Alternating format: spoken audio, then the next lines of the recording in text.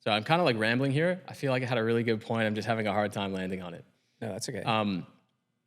Ultimately, what I think I'm trying to say is that I understand that time in the chair, while necessary to get larger things done, doesn't equate to work ethic if the quality of the work you're producing is poor or the capacity for that work that you have is poor. So like, for instance, we've spoken before about how an individual can spend 12 hours in a chair where maybe something I'm really good at only needs 3 hours from me. That doesn't mean I have a worse work ethic. After I finished that and vetted the quality and I was able to move on to something else, maybe it's the capacity to then have the energy to move on to that next thing. I don't know.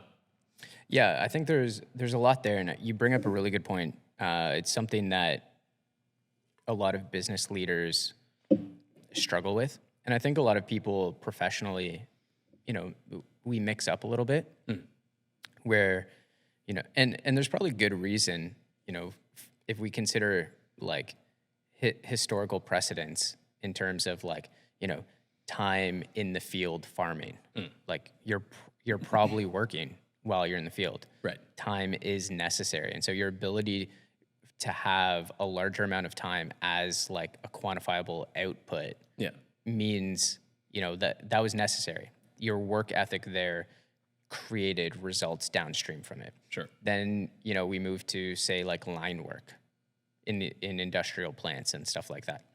You're mechanically doing something. So like the longer you can stay on the line was something that we'd probably praise or incentivize. But as the world has changed, I think we're always late in evolving and changing our expectations and our understanding. And so even in the professional world, time in the chair, we're obviously talking about, say, like an administrative sense. Yeah. Time in the chair does not equate entirely. It doesn't tell the whole story, right? No. So like, to your analogy, if someone sat in the chair for 12 hours to do something that could take you 3, well, if it's their first time, that's great. They showed commitment and their willingness to do the thing for the first time. It's going to take 12 hours. But the thing that is the most meaningful is every time they do that task after, can they get it down to 3? Sure. But I think we often mistake that, and we miss that as sort of like an incentive or a value that we try and quantify more broadly, obviously. Right. And it's of course in business terms, it's the leadership's responsibility to help either incentivize those or make it known that these are like the expectations. These are the things we're looking for, whether it's by a formal KPI or just culturally. But it's also everyone's, understanding of, because we're all judging the people we're working around to understand that, okay, just because somebody's sitting there, that's the first layer. Yeah. Like, good on them if they're getting the task done. That is great.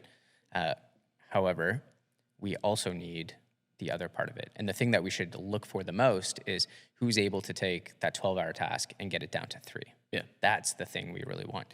And that's not just in business. That's also within ourselves. I think about this quite a lot.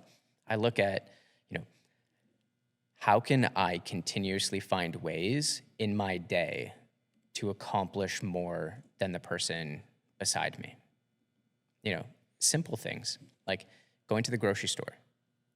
If I can get in and out of the grocery store in half the time that the people around me or the other people in the grocery store can, and you multiply that over how many trips to the grocery store in my life I'm going to have, I just gained that time back, and I can do something productive with it. The same thing would be true for like, how long do I need to take in the shower? If you were to look at a day, not just work, but our own day, like the amount of time we have. Interestingly enough, this is something that was actually really, really powerful in the military, and like something as simple as basic training that you kind of learn is like the value of a minute. Kind of teach you, oh, you can get a lot done in 1 single minute. Sure. And they're pushing you towards that, but it sort of reframes and changes your understanding. And when I apply that to my life, the amount of time I have, we all only have 24 hours in a day. That's equal to all of us. The thing that makes it different for all of us is how efficient we can be and how much work ethic we can apply to all of the things we do.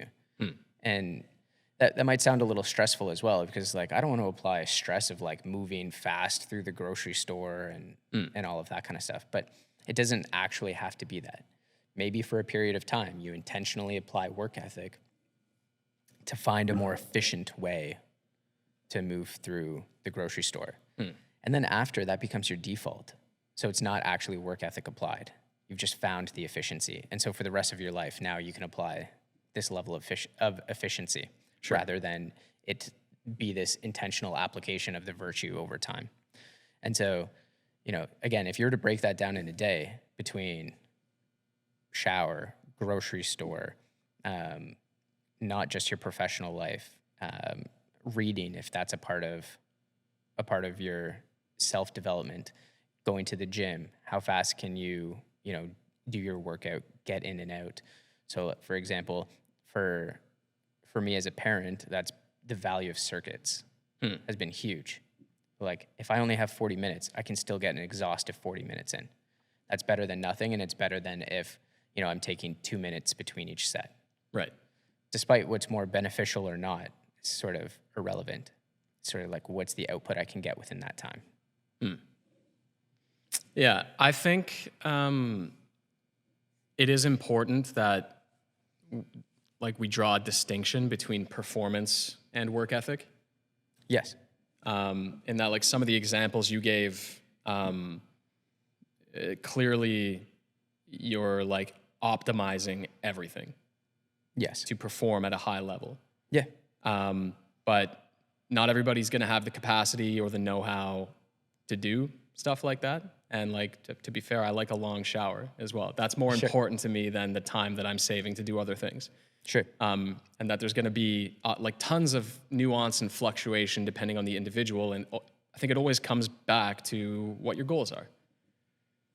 So do you need the extra time? Then yes, you need to optimize because you need that time back.